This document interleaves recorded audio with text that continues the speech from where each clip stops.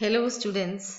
So, after a few days, we are back with another video on ordinal utility approach. By now, we have already covered the cardinal utility approach, and we know that in order to understand consumer behavior, these two concepts were used. That is the cardinal utility approach, which describes the utility that a consumer derives by consuming a particular commodity is measurable, quantifiable, and on the basis of that, you can understand the consumer behavior. And apart from that, the ordinal utility approach explains that it's not cardinal. You cannot measure utility. It is just what you can say is whether you are satisfied more or less than another product. That is what a consumer can say. That is related to ordinal utility approach. So we'll start off this video. In this video, we'll be discussing about the ordinal utility approach, its assumptions, and the indifference curve. Okay, so coming over to the history and meaning of cardinal utility approach. It was first introduced by English economist Edgeworth in 1881, and it was refined. This concept of ordinal utility was refined by Italian economist Pareto in 1906. And it was given the perfection. ഇപ്പോൾ നമ്മൾ കാണുന്ന നമ്മളിപ്പോൾ explain ചെയ്യുന്ന ordinal utility തിയറിയിലേക്ക് അതിനെ perfect ആക്കി കൊണ്ടുവന്നത് professor JR Hicks and RGD Allen of Cambridge university ആണ്. ഈ രണ്ട് ആൾക്കാർ ചേർന്നിട്ടാണ് ഇതിന് ഇപ്പോൾ ഉള്ള ഒരു രൂപം തന്നിട്ടുള്ളത്. Made the move perfect in 1934. They analyzed consumer behavior through indifference curve analysis or ordinal utility analysis. Okay, അപ്പൊ ഇൻഡിഫറൻസ് കർവിന്റെ സഹായത്തോടെയാണ് അതിന് തന്നെയാണ് ഓർഡിനൽ യൂട്ടിലിറ്റി അനാലിസിസ് എന്ന് പറയുന്നത്. അങ്ങനെയാണ് കൺസ്യൂമർ ബിഹേവിയറിനെ ഈ ഹിക്സും എലനും ചേർന്നിട്ട് എക്സ്പ്ലെയിൻ ചെയ്തിട്ടുള്ളത്. According to ordinal utility approach, utility cannot be measured in cardinal numbers. നമുക്ക് ഇത്ര യൂട്ടിൽസ് എന്ന് പറഞ്ഞിട്ട് ഒരു സാധനത്തിന്റെ സാറ്റിസ്ഫാക്ഷൻ നമുക്ക് അളക്കാൻ സാധിക്കില്ല. അത് പ്യുവർലി സബ്ജക്റ്റീവ് ആണ്. ഓരോ ഇൻഡിവിജ്വലിനും അതിന്റെ സാറ്റിസ്ഫാക്ഷൻ ലെവൽ എന്ന് പറയുന്നത് ഡിഫറെന്റ് ആയിരിക്കും എന്നൊക്കെയാണ് ഈ ഓർഡിനൽ യൂട്ടിലിറ്റി അപ്രോച്ച് പറയുന്നത്. കൺസ്യൂമർ ക്യാൻ ഓൺലി സേ, എന്ത് മാത്രമേ ഒരു കൺസ്യൂമർക്ക് പറയാം. എനിക്കിപ്പോ ഞാൻ ജ്യൂസ് കുടിച്ചിട്ട് എനിക്ക് 5 യൂട്ടിൽ കിട്ടി, 2 യൂട്ടിൽ കിട്ടി എന്ന് പറയാൻ പറ്റില്ല. എനിക്ക് എന്തേ പറയാൻ പറ്റുള്ളൂ, ചായയേക്കാൾ നല്ലത് ജ്യൂസ് ആണ് എന്ന് പറയുന്ന, അല്ലെ I got more satisfaction while drinking juice എന്ന് പറയുന്ന മോർ ഓർ ലെസ് എന്നുള്ള ഒരു കോൺസെപ്റ്റിലേക്ക് മാത്രമേ പറയാൻ സാധിക്കും. Consumer can only say whether a product or a combination of products gives greater, less or equal satisfaction. രണ്ടും ഒരേപോലെയാണ്. ചായ വേണോ കാപ്പി വേണോ എന്ന് വെച്ചാൽ ഇറ്റ്സ് ഓക്കെ, രണ്ടും എനിക്ക് ഒരേപോലെയാണ്, ഒരേ സാറ്റിസ്ഫാക്ഷൻ ആണ് തരുന്നത്, അങ്ങനെയൊക്കെ നമുക്ക് പറയാൻ സാധിക്കുള്ളൂ എന്നാണ് ഓർഡിനൽ യൂട്ടിലിറ്റി അപ്രോച്ച് പറയുന്നത്. ഇതിന്റെ ബേസിസിൽ കുറച്ച് അസംഷൻസ് ഉണ്ട്. Assumptions you may find these assumptions similar to that of cardinal utility. Apart from 1-2 options ഒഴിച്ച് ബാക്കിയൊക്കെ ഒരേപോലെ തന്നെയാണ്. അത് വേറെ ഒന്നുകൊണ്ടുമല്ല, അത് കൺസ്യൂമർ ബിഹേവിയറിനെ കുറിച്ചാണ് ഇത് രണ്ടും പറയുന്നത് എന്നതുകൊണ്ട് മാത്രമാണ്. Rationality implies that a consumer is a rational being and aims at maximizing total satisfaction given the income and price of goods and services. ഇത് തന്നെയാണ് കാർഡിനൽ യൂട്ടിലിറ്റിയിലും നമ്മൾ പറഞ്ഞിട്ടുള്ളത്. അതൊരു ബേസിക് അസംഷൻ ആണ്. റാഷണൽ ആയിരിക്കണം. ഇൻഡിവിജ്വൽ റാഷണൽ ആണെങ്കിൽ മാത്രമേ ഉള്ളൂ അവരുടെ സാറ്റിസ്ഫാക്ഷനെ കുറിച്ചും ഒക്കെ നമ്മൾ ചിന്തിക്കേണ്ടു. Rational in the sense that whether they are having some scientific thoughts or in the sense that they are logical, they have common sense. അതൊക്കെയാണ് നമ്മൾ റാഷണാലിറ്റി കൊണ്ട് ഉദ്ദേശിക്കുന്നത്. നല്ലത് ചെയ്യുകയും തിന്മയിൽ നിന്ന് മാറി നിൽക്കുകയൊക്കെ ചെയ്യുന്ന ഒരു ഇൻഡിവിജ്വലിനെയാണ് നമ്മൾ റാഷണൽ ഇൻഡിവിജ്വൽ എന്ന് പറയുന്നത്. ദെൻ ഓർഡിനൽ യൂട്ടിലിറ്റി, യൂട്ടിലിറ്റി എന്ന് പറയുന്നത് മെഷറബിൾ അല്ലാന്നും അത് ഓർഡിനൽ ആണെന്നും ആണ്. അതായത് ഫസ്റ്റ് സെക്കൻഡ് ഒക്കെ നമുക്ക് പറയാം, പക്ഷെ 1, 2 നമുക്ക് പറയാൻ പറ്റില്ല എന്ന് പറയുന്നതാണ് രണ്ടാമത്തെ assumption. Utility is ordinal. This implies that a consumer is only able to express his or her preference for goods. Preference മാത്രമേ പറയാൻ പറ്റുള്ളൂ, അല്ലാതെ ഇത് അളന്ന് എനിക്ക് ഇതിന് ഇത്ര സാറ്റിസ്ഫാക്ഷൻ കിട്ടി മറ്റേന്ന് ഇത്രേ കിട്ടുകയുള്ളൂ എന്നൊന്നും പറയാൻ സാധിക്കില്ല. Then transitivity and consistency of choice, ഇതാണ് നെക്സ്റ്റ് അസംഷൻ. ഇത് നമ്മൾ മറ്റേതിനകത്ത് കണ്ടിട്ടില്ല. implies that consumer choices are assumed to be transitive and consistent. എന്താണ് ഈ transitive and consistent? Transitivity എന്ന് പറയുന്നത് of choice means that if a consumer prefers A to B and B to C, ഇപ്പോൾ 3 products ഉണ്ട്, എനിക്ക് say for example ചായ, കാപ്പി, juice, ഞാൻ 3 എടുക്കുകയാണ്. ചായയേക്കാൾ എനിക്കിഷ്ടം കാപ്പിയാണ്, പിന്നെ കാപ്പിയേക്കാൾ എനിക്കിഷ്ടം ജ്യൂസ് ആണ് എന്ന് പറയുമ്പം ചായയേക്കാൾ എനിക്കിഷ്ടം ജ്യൂസ് ആണല്ലോ.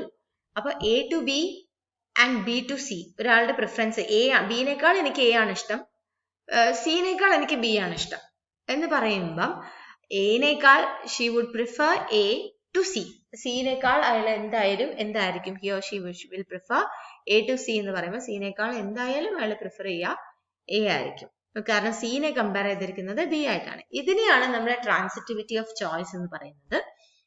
Then on the other hand, the consistency of choice means that if a consumer prefers A to B in one period, he or she cannot prefer B to A in another period. Consistency ഉണ്ടാവും, എപ്പോഴും ഇതാണ് ഇഷ്ടമെങ്കിൽ ഇത് അങ്ങനെ തന്നെ ആയിരിക്കും എന്ന് പറയുന്നതാണ് ഒരു അസംഷൻ. ഇതിനകത്ത് എത്രത്തോളം നമുക്ക് കൺസിസ്റ്റൻസി ഉണ്ടാവും വെച്ചാൽ ടേസ്റ്റ് ആൻഡ് പ്രിഫറൻസ് ഒക്കെ മാറിക്കഴിഞ്ഞാൽ ആ കൺസിസ്റ്റൻസി ഒക്കെ മാറി. ഇപ്പൊ എനിക്ക് പണ്ട് ഞാൻ ചായ കുടിക്കാറുണ്ടായിരുന്നില്ല, പക്ഷെ ഇപ്പൊ ഞാൻ ചായയാണ് കൂടുതൽ പ്രിഫർ ചെയ്യുന്നതെന്ന് പറയുന്ന സമയത്ത് അങ്ങനെയൊക്കെ ഉണ്ടാവാം. പക്ഷെ യൂഷ്വലി ഇതിന്റെ ഒരു അസംഷൻ എന്താണ്? കൺസിസ്റ്റൻസി ഓഫ് ചോയ്സ് ഉണ്ട്. ഒരിക്കലും ഒന്നാണ് ഇഷ്ടമെങ്കിൽ പ്രിഫർ ചെയ്യുന്നതെങ്കിൽ അത് തന്നെ ആയിരിക്കും ഭാവിയിലും അയാളെ പ്രിഫർ ചെയ്യുക എന്നുള്ളതാണ് ഈ കൺസിസ്റ്റൻസി കൊണ്ട് ഉദ്ദേശിക്കുന്നത്. ദെൻ നോൺ സാഷിറ്റി, ഇത് ഈ പോയിന്റ് നമ്മൾ കാർഡിനൽ യൂട്ടിലിറ്റി ഡിസ്ക്രൈബ് ചെയ്താണ്. നമ്മൾ അത്ര പെട്ടെന്നൊന്നും സാറ്റിസ്ഫൈ ചെയ്യാൻ പറ്റില്ല. We need more and more. We need to select ഒരു 4 സാധനങ്ങളുള്ള ഒരു കടയിൽ പോയിട്ട് വാങ്ങിക്കാൻ പറഞ്ഞാൽ നമുക്ക് ഒരു തൃപ്തി വരില്ലേ വാങ്ങിക്കുന്നതിന്. അപ്പൊ അതാണ് ഈ സാഷിറ്റി എന്ന് പറഞ്ഞ നോൺ സാസിയേഷൻ എന്ന് പറഞ്ഞിട്ടൊക്കെ നമ്മൾ പറഞ്ഞിട്ടുള്ളത്. അതാണ് implies that a consumer is assumed to be non-satisfied. In other words, it is assumed that consumer does not reach the level of satisfaction by consuming a good and always prefer a large quantity of goods. കൂടുതൽ കാണണം. അപ്പൊ അതിനെയാണ് non സാസിയേഷൻ അല്ലെങ്കിൽ non സാഷിറ്റി എന്ന് പറയുന്നത്. അതും ഒരു assumption ആണ്. എപ്പോഴും കൺസ്യൂമറിനെ പെട്ടെന്നൊന്നും നമുക്ക് സാറ്റിസ്ഫൈ ചെയ്യിക്കാൻ പറ്റില്ല. ദെൻ അഗെയിൻ നമുക്ക് ഈ ഓർഡിനൽ യൂട്ടിലിറ്റിയിൽ മാത്രമായിട്ടുള്ള ഒരു അസംഷൻ ആണ്. അതായത് കാർഡിനലിൽ നമ്മൾ കാണാതെ, കാർഡിനലിൽ നമ്മൾ law of diminishing marginal utility ആണ് ഡിസ്കസ് ചെയ്തത്. ഇതിനകത്ത് നമുക്ക് diminishing marginal rate of substitution. എന്താണ് diminishing marginal rate of substitution? ഒന്നിന് പകരം ഒന്ന് നമ്മൾ യൂസ് ചെയ്യുന്ന സമയത്ത് ഒരു പരിധിയിൽ കൂടുതൽ നമുക്ക് ഒന്നിനും ഒന്ന് പകരാക്കി വെക്കാൻ സാധിക്കില്ല. Because no two products are equal substitutes അല്ല, കംപ്ലീറ്റ് സബ്സ്റ്റിറ്റ്യൂട്ട്സ് അല്ല. ഇപ്പൊ ഇത് നമ്മൾ ഐസോകോണ്ട് ഒക്കെ ഡിഫൈൻ ചെയ്യുന്ന സമയത്ത് അല്ലെങ്കിൽ ലോ ഓഫ് വാരിയബിൾ പ്രൊപ്പോർഷൻ ഒക്കെ പറയുന്ന സമയത്ത് പറയാറുണ്ട്. എന്തുകൊണ്ടാണ് ലോ ഓഫ് വാരിയബിൾ പ്രൊപ്പോർഷന് 3 സ്റ്റേജസും വരാനുള്ള കാരണം? അതിനുള്ള ഒരു കാരണം diminishing marginal rate of substitution ആണ്. അതായത് ലേബറിന് പകരം ക്യാപിറ്റൽ നമ്മൾ ഉപയോഗിക്കുക പറഞ്ഞാൽ ഒരു പരിധിക്ക് അപ്പുറം നമുക്ക് അങ്ങനെ സബ്സ്റ്റിറ്റ്യൂട്ട് ചെയ്യാൻ പറ്റില്ല. Because they are not perfect substitutes. അത് തന്നെയാണ് ഡിമിനിഷിംഗ് മാർജിനൽ റേറ്റ് ഓഫ് സബ്സ്റ്റിറ്റ്യൂഷനകത്ത് ഇതിനകത്ത് പറയുന്നു. ഇമ്പോർട്ടൻറ്റ് കോൺസെപ്റ്റ് ഇൻ ഇൻഡിഫറൻസ് കർവിൽ ഏറ്റവും ഇമ്പോർട്ടന്റ് ആണ്. അപ്പൊ നമ്മൾ ആപേക്ഷികമായിട്ട് ഇതിനേക്കാൾ നല്ലത് ഇതാണ് എന്ന് ആപേക്ഷികമായിട്ടാണല്ലോ ഓർഡിനൽ യൂട്ടിലിറ്റിയെ പറയുന്നത്. അപ്പൊ അത് ഒരു പരിധിക്ക് ശേഷം marginal rate of substitution implies that the rate at which a consumer is willing to substitute one good, say for example X, for another good Y, so that the total satisfaction remains the same. അതായത് diminish ചെയ്യും എന്നുള്ളതാണ് diminishing marginal rate of technical ഒന്നിന് പകരം ഒന്ന് ഉപയോഗിക്കുന്ന സമയത്ത് അതിന്റെ utility എന്ന് പറയുന്നത് മാർജിനൽ റേറ്റ് എന്ന് പറയുന്നത് ഡിക്ലൈൻ ചെയ്യും എന്നുള്ളതാണ്. അതായത് ലേബർ ആൻഡ് ക്യാപിറ്റൽ നമ്മൾ ഉപയോഗിക്കുന്ന സമയത്ത് when you use more labor then you will have to reduce capital. If you use more capital then you have to reduce labor എന്ന് പറയുന്നതിനെയാണ് ഡിമിനിഷിംഗ് മാർജിനൽ റേറ്റ് ഓഫ് ഒന്ന് കൂടുതൽ ഉപയോഗിക്കുമ്പോൾ മറ്റത് നമ്മൾ കുറയും എന്ന് പറയുന്നതാണ് diminishing marginal rate of substitution എന്ന് പറയുന്നത്. ഓക്കെ, ദെൻ അപ്പൊ ഇത്രയാണ് നമ്മുടെ assumptions. Hope it is clear. വല്ല സംശയം ഉണ്ടെങ്കിൽ നമുക്ക് ഗ്രൂപ്പിൽ ചോദിക്കാം. ദെൻ ഇൻഡിഫറൻസ് കർവിനെ കുറിച്ച് പറയുകയാണെങ്കിൽ എന്താണ് indifference curve? A curve which shows a number of alternative combinations of 2 or more goods which yield the same level of satisfaction. അപ്പൊ നമ്മൾ ഒരു യൂട്ടിലിറ്റി നമുക്കൊരു സാറ്റിസ്ഫാക്ഷനിലേക്ക് നമ്മൾ ഒരു ഗുഡോ അല്ലെങ്കിൽ ഒരു കോമ്പിനേഷൻ ഓഫ് ഗുഡ്സ് ഉപയോഗിച്ചിട്ട് നമുക്ക് ഒരേ ലെവൽ ഓഫ് സാറ്റിസ്ഫാക്ഷൻ കിട്ടുവാണെങ്കിൽ പിന്നെ നമ്മൾ ഇൻഡിഫറെന്റ് ആണ്. അതിന്റെ എത്ര യൂണിറ്റ്സ് ഒന്ന് ഉപയോഗിക്കണം, എത്ര യൂണിറ്റ്സ് മറ്റത് ഉപയോഗിക്കണം എന്നുള്ളതിനകത്ത് we are indifferent. When the satisfaction level is same, a consumer is indifferent between any two combinations of two goods when it comes to making a choice between them. ഇത് നമുക്ക് ഷെഡ്യൂളും കൂടെ കാണുന്ന സമയത്ത് ഒന്നും കൂടെ ക്ലിയർ ആവും. When these combinations are plotted on graph, the resulting curve is called indifference curve, and this curve is also called as iso-utility curve or equal utility curve. അപ്പൊ ഇത് ഒന്നും കൂടെ ക്ലിയർ ആവണമെങ്കിൽ നമുക്ക് ഈ ഇൻഡിഫറൻസ് ഷെഡ്യൂൾ ഒന്ന് കാണാം. ഒരാള് രണ്ട് ഗുഡ്സ് ഉണ്ട്, എക്സ് ഉണ്ട്, വൈ ഉണ്ട്. ഈ ഒരു യൂണിറ്റ് ഓഫ് എക്സും 12 യൂണിറ്റ്സ് ഓഫ് വൈയും യൂസ് ചെയ്തിട്ടാണ് അയാൾ സാറ്റിസ്ഫൈഡ് ആവുന്നത്. സേ ഫോർ എക്സാമ്പിൾ അയാളുടെ ഒപ്റ്റിമം സാറ്റിസ്ഫാക്ഷൻ ഈ ഒരു കോമ്പിനേഷൻ ഉപയോഗിച്ചിട്ടാണ്. when he increases the good x from 1 to 2, he will reduce the good y. 8ലേക്ക് നമ്മൾ റെഡ്യൂസ് ചെയ്യും. അപ്പോഴും അയാൾക്ക് എന്താണ്, ഈ കോമ്പിനേഷൻസ് ഒക്കെ അയാൾക്ക് കൊടുക്കുന്നത് എന്താണ്, ഒപ്റ്റിമം സാറ്റിസ്ഫാക്ഷൻ ആണ്. ഇതാണ് കേട്ടോ diminishing marginal rate of substitution എന്ന് പറയുന്നത്. ഒന്ന് കൂടുമ്പോൾ മറ്റത് ഓട്ടോമാറ്റിക്കലി കുറയും. അപ്പോഴാണ് നമ്മൾ ഫുള്ളി സാറ്റിസ്ഫൈഡ് ആവുന്നത്. ഓക്കെ, അപ്പൊ ഇൻഡിഫറൻസ് കർവിൽ പറയുന്നു ഈ ഓരോ കോമ്പിനേഷനും, അതായത് 1 unit of x and 12 unit of y will give same satisfaction. Same 2 units of x and 8 units of y will give same satisfaction. 3 unit of x and 5 units of y will give same satisfaction. അങ്ങനെ ആണെങ്കിൽ ആൾക്കാർ എന്തായിരിക്കും, ഇതിൽ ഏത് combination വേണമെന്ന് നോക്കിയാൽ you will be indifferent. കാരണം ഏതായാലും എനിക്ക് ഒരേ ലെവൽ ഓഫ് സാറ്റിസ്ഫാക്ഷൻ ആണ്. അപ്പൊ ഇതിനെ നമ്മൾ ഗ്രാഫിൽ പ്ലോട്ട് ചെയ്യുമ്പോൾ കിട്ടുന്നതിനെയാണ് നമ്മൾ ഇൻഡിഫറൻസ് കർവ് എന്ന് പറയുന്നത്. ഗുഡ് എക്സിന് എക്സ് ആക്സിസിലും വൈനെ വൈ ആക്സിസിലും, ഒന്നിനെ ഒരു ആക്സിസും വേറെ ഒരു ഗുഡിനെ വൈ ആക്സിസിലും ഇട്ടിട്ട് നമ്മൾ ഈ പോയിന്റ്സിനെ യോജിപ്പിച്ച് ഒരു ലൈൻ, ഒരു കർവ് വരയ്ക്കുകയാണ്. ഇതാണ് നമ്മുടെ ഇൻഡിഫറൻസ് കർവ്. ഈ ഇൻഡിഫറൻസ് കർവിൽ നമ്മൾ പറയാനുള്ളത് എന്താണെന്ന് വെച്ചാൽ, ഇതിന് ഇൻഡിഫറൻസ് കർവ് ഇങ്ങോട്ടേക്ക് ഷിഫ്റ്റ് ചെയ്യുന്നത്, ഈ എ പോർഷൻ എന്ന് പറഞ്ഞ് ഇൻഡിക്കേറ്റ് ചെയ്യുന്നത് ഗ്രേറ്റർ ലെവൽ ഓഫ് സാറ്റിസ്ഫാക്ഷൻ ആണ്.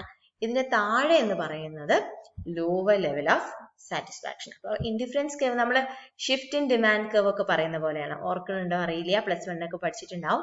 ഡിമാൻഡ് കർവ് ഷിഫ്റ്റ് ചെയ്യുന്നത്, ഇത് ഇങ്ങോട്ടേക്ക് ഷിഫ്റ്റ് ചെയ്താൽ അതെന്താ ഇൻഡിക്കേറ്റ് ചെയ്യുന്നത്, കൂടുതൽ ഡിമാൻഡാണ് ഇൻഡിക്കേറ്റ് ചെയ്യുന്നത്. അതേപോലെ ഇത് ഇൻഡിഫറൻസ് കർവ് ഇങ്ങോട്ട് പോണതിനനുസരിച്ച് അതിന്റെ അർത്ഥം എന്താണ്, ഈ എ പോർഷനിലേക്ക് പോകുന്നതിനനുസരിച്ച് നമ്മുടെ സാറ്റിസ്ഫാക്ഷൻ ലെവൽ കൂടുമെന്നും ഇങ്ങോട്ടേക്ക് വരികയാണെങ്കിൽ അത് സാറ്റിസ്ഫാക്ഷൻ ലെവൽ കുറയുന്നതാണ് ഇൻഡിക്കേറ്റ് ചെയ്യുന്നത്. That is all for today. അപ്പൊ ഇതൊക്കെ ഒന്ന് ടെക്സ്റ്റിൽ വായിച്ചു നോക്കുക. ബാക്കി ഭാഗങ്ങൾ അടുത്ത വീഡിയോയിൽ. Okay, thank you.